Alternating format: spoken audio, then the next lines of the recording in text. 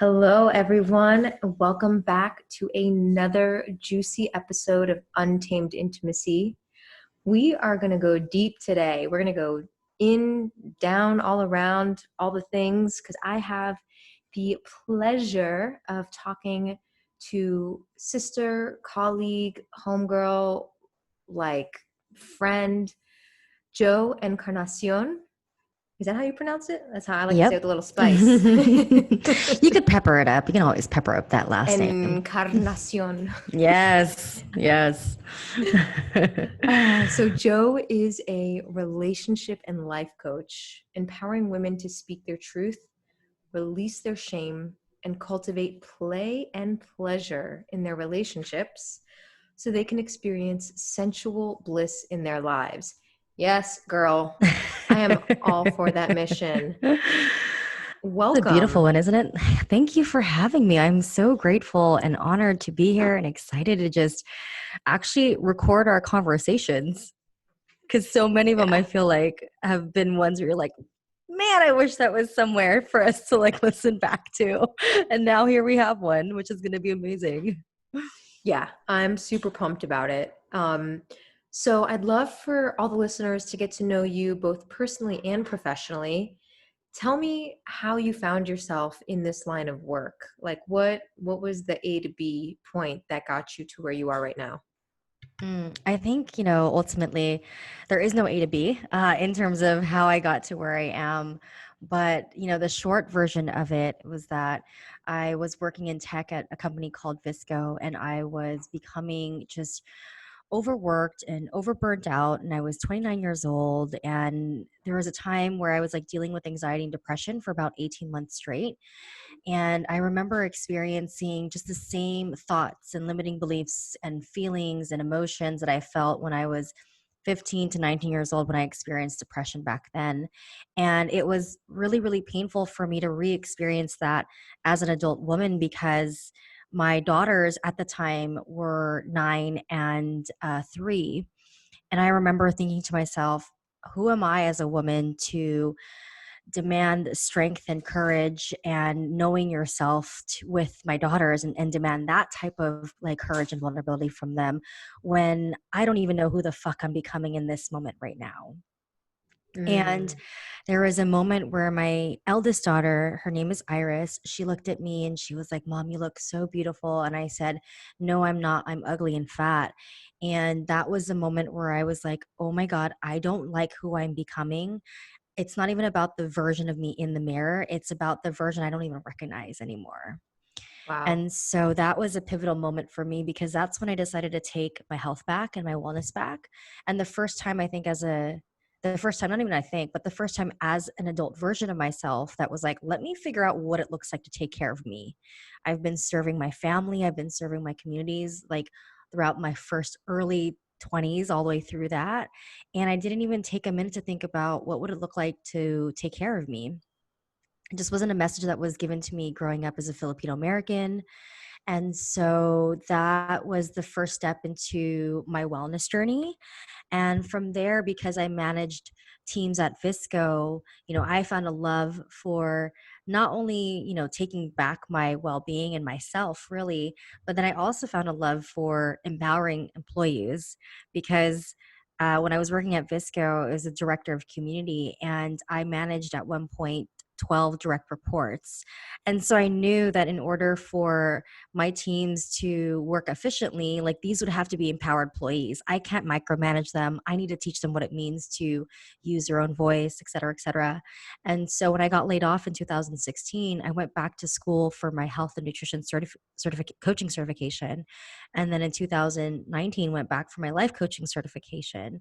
And so, my A to B has like multiple stops along the way, as everyone's should. And so I think what it has always been is like this deep desire for people's stories and understanding their stories and helping them expand and reach their potential in whatever way, shape, form.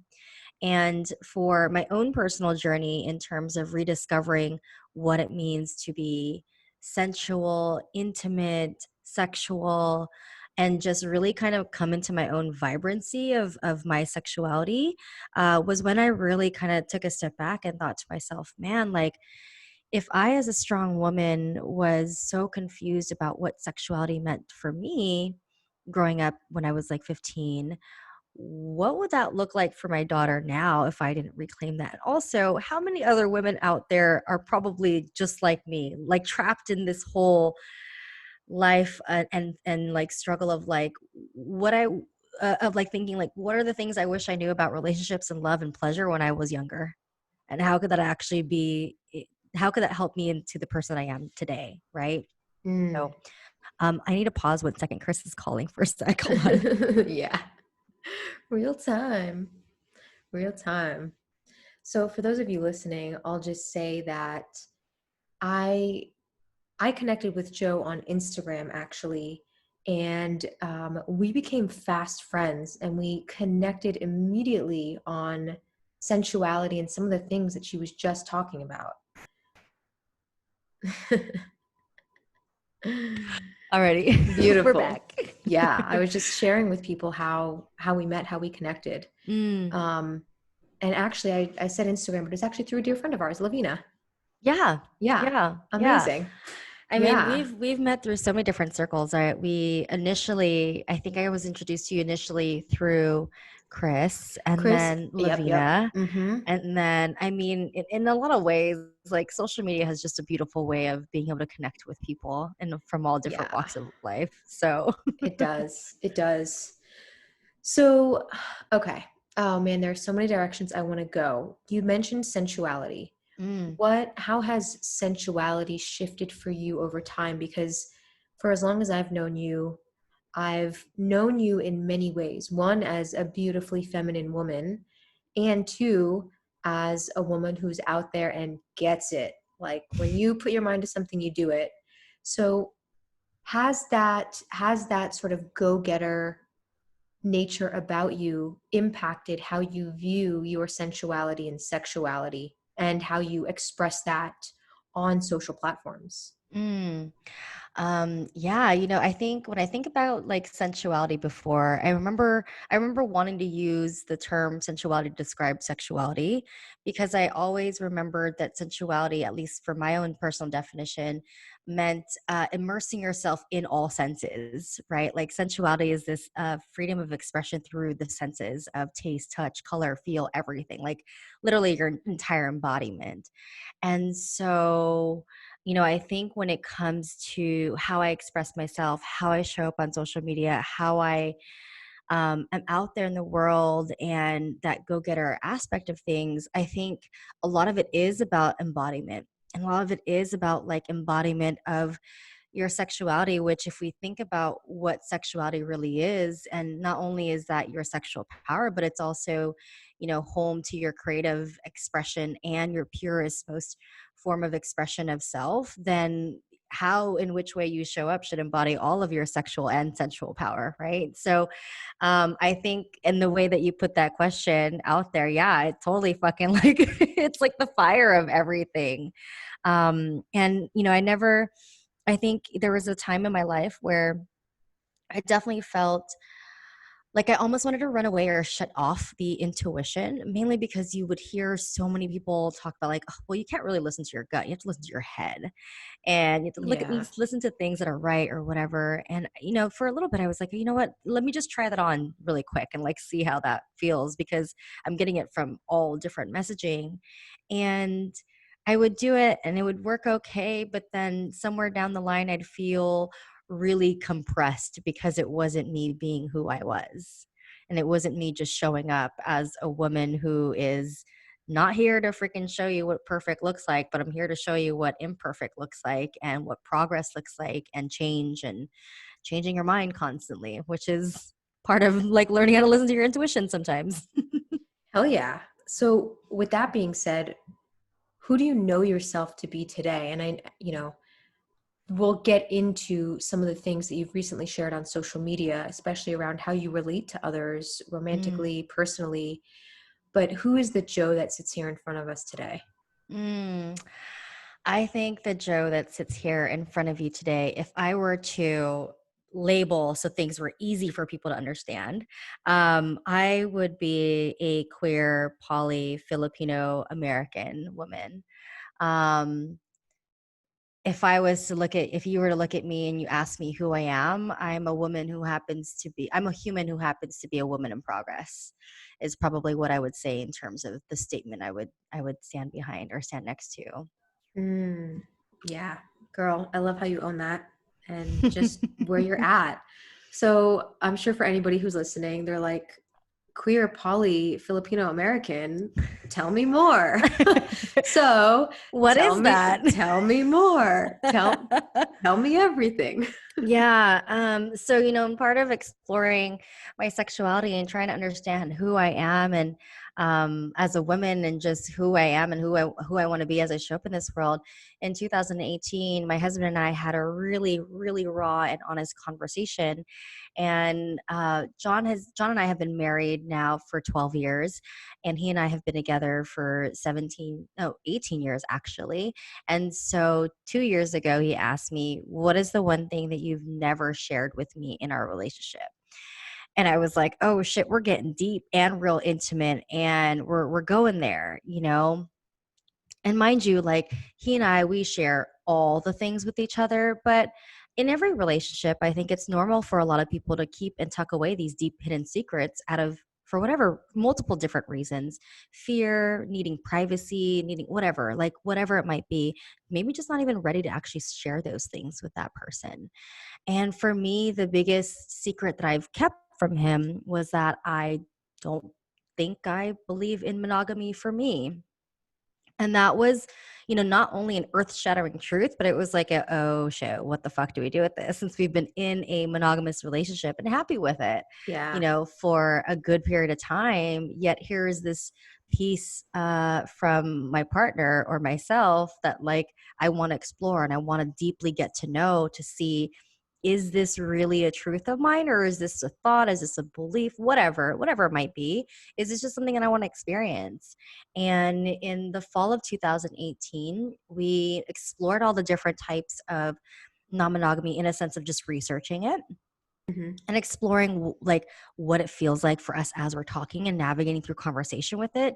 And the one that we found that actually John was the one who helped me kind of identify that might be the one that I'm more identifying with in terms of like a non-monogamous lifestyle practice or identity, is polyamory. Hmm. And polyamory by definition is when you are involved in a intimate relationship with two or more people. Hmm. And so I'm married to my husband, Jonathan, and we've been married for 12 years now, in a relationship for 18 years.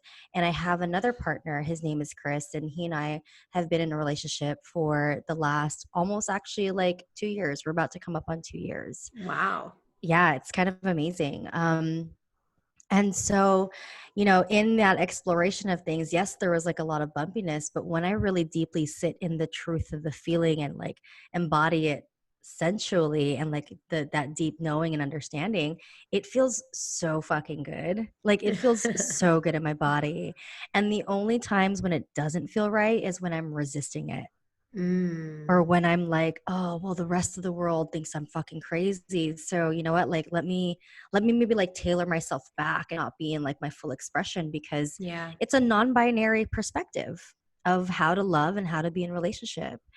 And so for a lot of people who don't understand or who've been exposed to it for the first time, or maybe have never been exposed to it, it's going to be really different and or weird for them. And that's okay. It's totally okay. I totally welcome the differences about that. Yeah. But yeah, for me, it's like I'm happiest when like the relationship's all going really well for the three of us, and when I'm not doubting myself in what this relationship is or what it means like for me. Yeah. Yeah. Wow. I want to get to the relationship dynamic in a minute, but something, I anticipate might be a place where a lot of listeners are at is in the verbal expression of a desire, a curiosity, a preference, something they're wondering about.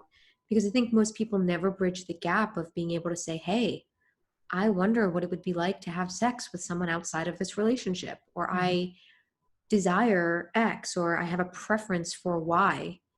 So when John asked you that question, was it real time, like, all right, let's go, gotta just tell him? Or was there a process? Like, what brought you to that, tipping point of keeping something close to your heart and then revealing that to your partner?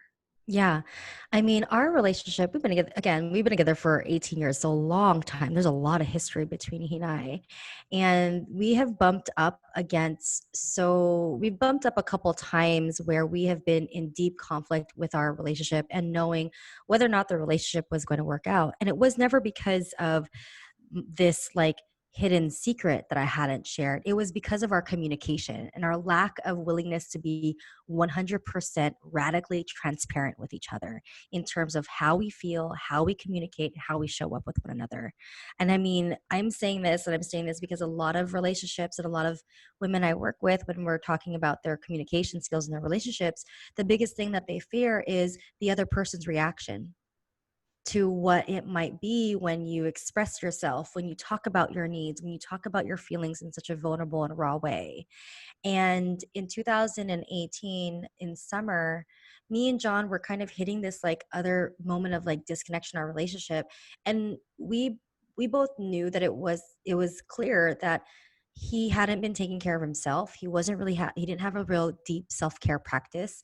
He was losing his identity in the relationship with us because he's primarily the caretaker at home for our girls, while I'm like more of the breadwinner role or whatever.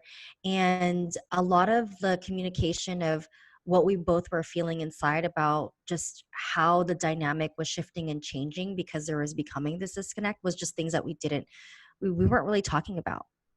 We weren't equipped to talk about it because we also didn't know that you could talk about it.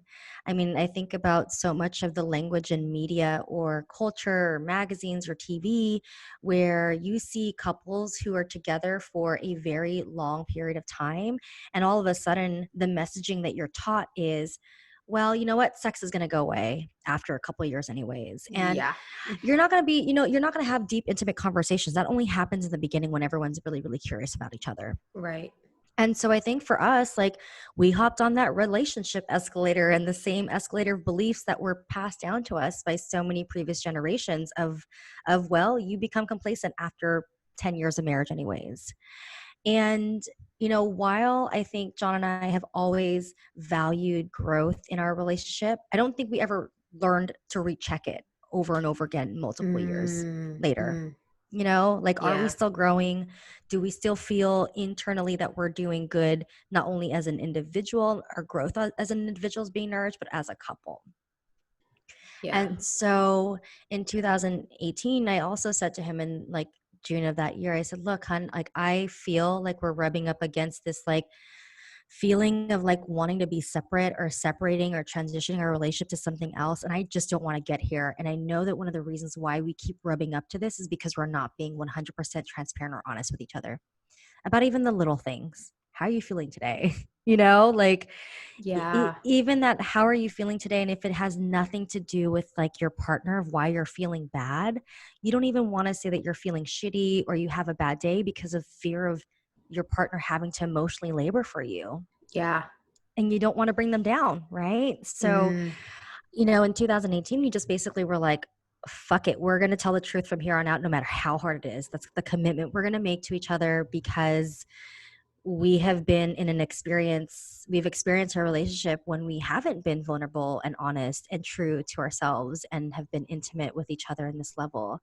And if we keep bumping up against that same pattern of not being able to be honest, we're going to keep hitting up the same pattern of us falling apart or not feeling like we're connected and not feeling like we're actually making any progress. So it was a journey to get there to the point where we were able to like actually have that conversation for sure. And I yeah. think a lot of mistakes of just seeing like what it felt like to be in positions where you're having this, in lack of like better words, but systemic issues in your own system of relationship, right? So Mm. that's how it was for us. Wow. I'm so curious to hear now. So at one point you were on the one side where you weren't being fully authentic and expressed and honest in your communication. Now that you've made that commitment, and it sounds like both of you are honoring your word, what has changed for you? Like, what is the big difference now? What are you able to do differently? What are you able to see? How are you able to feel and show up in the world? Like, what was the payoff of that decision that probably seemed really, really, really challenging? I mean, the payoff, honestly, for us, and we're parents, and we raise our daughters with the idea and the foundation of radical self acceptance in self and in others. And we have witnessed, in our house, I mean, we have a 16-year-old girl. So our 16-year-old daughter is a fiery ass, like feminist young woman who's like ready to like pioneer change in the world currently right now. And it's beautiful. And then we have a 10-year-old, her name is Olivia, and she is just like, I accept everybody and everybody needs to be loved and everybody has differences and we need to just work with each other's differences is the kind of Oh, mentality she has, so good. which is amazing. So, we have like that dynamic in these girls and they live like these full bold expressions of themselves. And I think the beauty of like being able to openly communicate in our relationship between John and I is like we've been able to model that, just model that to them and for them, and so they know how to have hard conversations. And then they also know how to actually understand their emotions and be emotionally intelligent and emotionally aware. And I think one of the things that I've been seeing and witnessing from that is like the spread of just like non-binary theories, right? Like this idea of being able to communicate openly, honestly, clearly, and transparently is really difficult, I think, for a lot of people to understand and get on, even though we want to, because of fear of what the other reaction might be and having to deal with the consequence of what that reaction might look like, right? Yeah. But the beauty with it is that if we're able to just kind of step into the courageous act of being truly vulnerable in that capacity, then we have the ability to step into really deep human connection. And then you're able to step into truth and then unlock different levels of intimacy. And so as a mom, I have conversations with my 16-year-old daughter I never imagined me having on social justice, on race, on sexuality, on non-binary viewpoints, political issues. I'm just like blown away in the conversations that I'm able to have with her. And then her being able to have those conversations with other people. And I just see that Mm. ripple effect. And then in terms of like my life or my business, it's like it's the same way that I want to show up. Like I want to be the queen of messy fucking conversations and the willingness to like just hold space for them, facilitate them, guide them, even sit back and just sit in them is like what I want to be able to offer for the world. Cause I think it's, we need to all feel safe enough to be in our full expression of thought and feels. Mm. Man, so much there. Like so much. Something that I've been um, grappling with, playing with, exploring is exactly what you're talking about, which is the ability to sit in something that feels really uncomfortable. And I, it's rare in my experience to come by people who are able to do that, have the courage to do that, have the foresight to see that that's something that could lead to greater intimacy and connection, is being able to hold that space for themselves and for the other people they're in conversation or relationship with. Um, so I'm wondering, with that being said, what allowed you to build that resilience to be able to do that? Are there practical takeaways that you could even share that for those who are listening can say, okay, you know what, I can do it too, because I want to show up in my relationship as someone who can hold space, who can take leadership, who can have messy conversations and be a part of growth and evolution and intimacy. And I don't quite know how. I mean, I think first and foremost, it just goes down to like, do you value those conversations in the first place? Like understanding is bring yourself to a really deep like self-awareness of like, yes, this is what I want to have, right? I want to have these deep, hard conversations. I want vulnerability. I want connection. I want all of that juicy shit. And then also then recognizing, well, on one hand, that is both a privilege and a responsibility, right?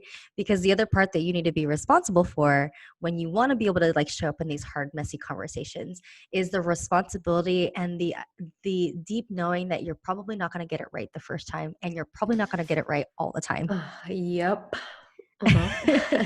And so I think with that, it's just like, realizing and remembering that this is the messy part of being able to show up vulnerably, is that you don't know what's on the other side, and that you have to be willing to be courageous enough to fall if things don't feel right, and then to also stand up when things are feeling really fucking good too, and be proud of like whatever might come up. So I think like that's like part of it. I also think like cultivating just kind of like this um practice after you get vulnerability hangover might be helpful too. Oh, Like yes. what do you do when, oh shit, like okay, that was really vulnerable? Do you take a pause? Do you take a minute to like back away from the conversation? Or if it's like something that you share online, for whatever reason, like a blog post or anything, any part of creativity is a vulnerable aspect of life, right? And yeah, creativity is just a vulnerable aspect of human life. And so there are moments where you might feel like you put something out there and you just got to like hide for a moment and like gather yourself before you go straight into another messy conversation.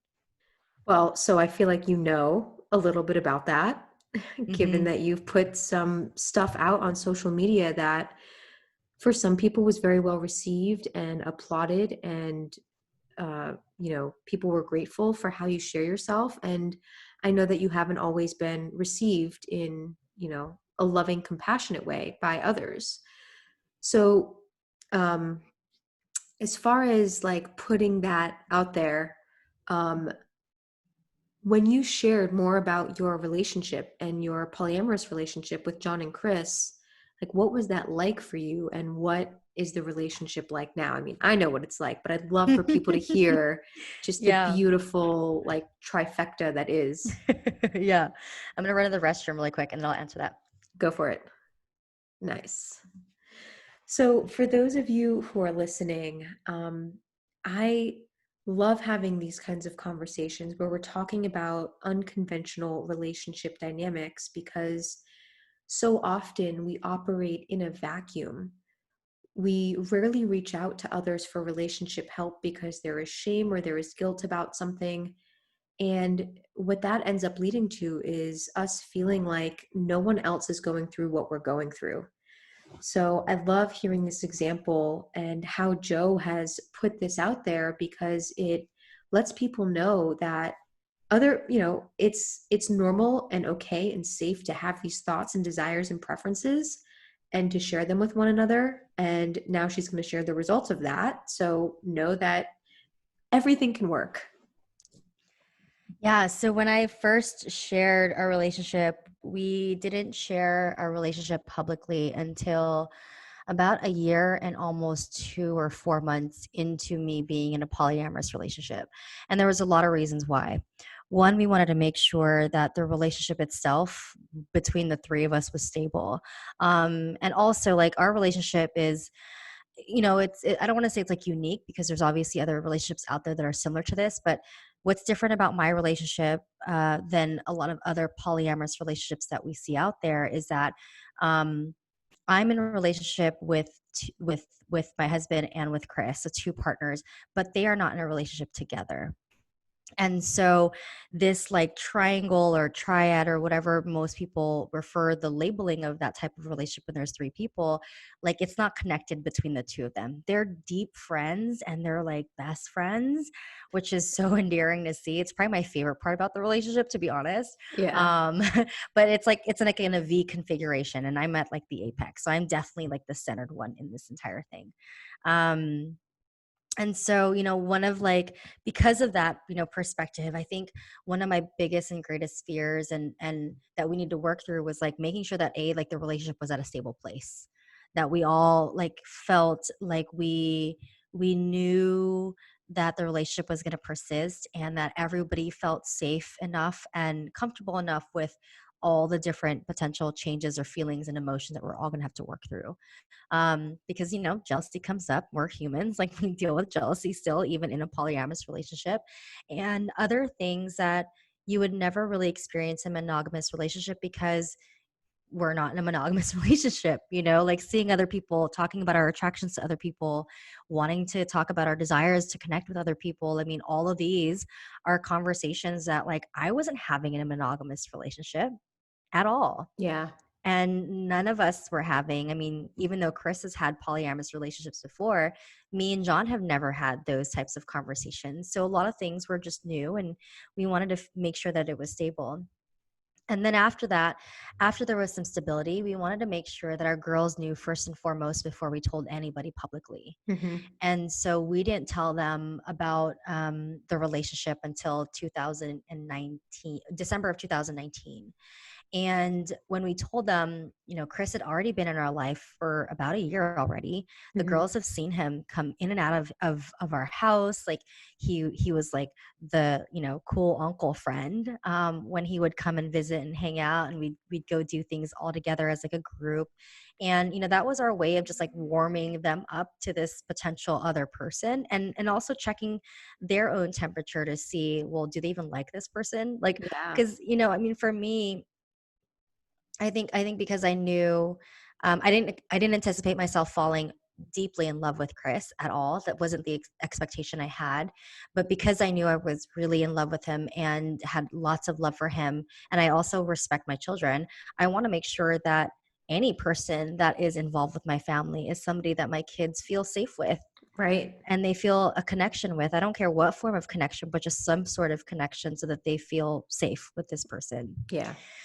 And so when we told him in December of 2019, my little one was like, how come I was the last to know? Because, her sister knew, and Yeah. she was just like, well, I can't judge you guys for being yourselves. Like, who am I to Hmm. judge you about who you guys like want to love?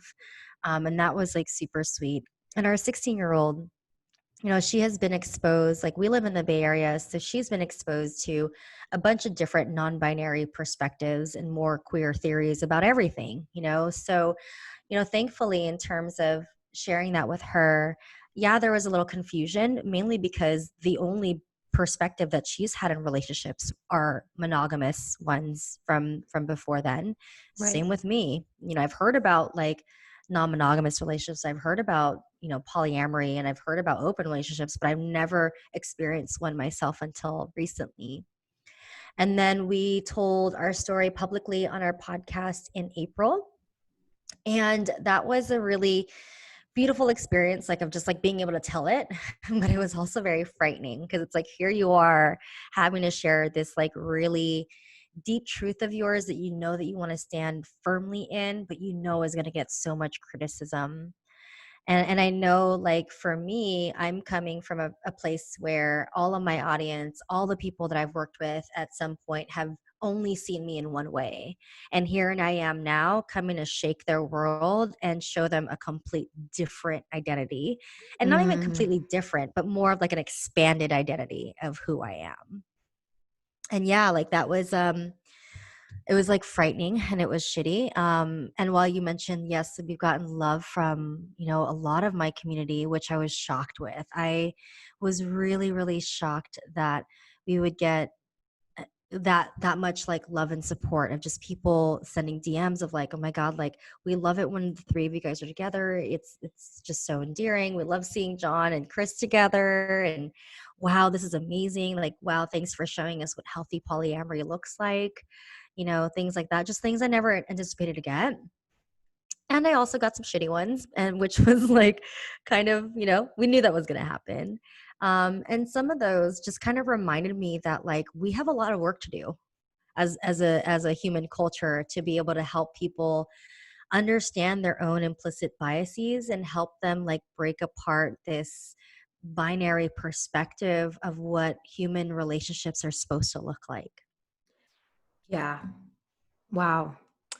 Um, just in reverence and awe for the courage that the three of you have had. And I've been loving seeing all of your stories together.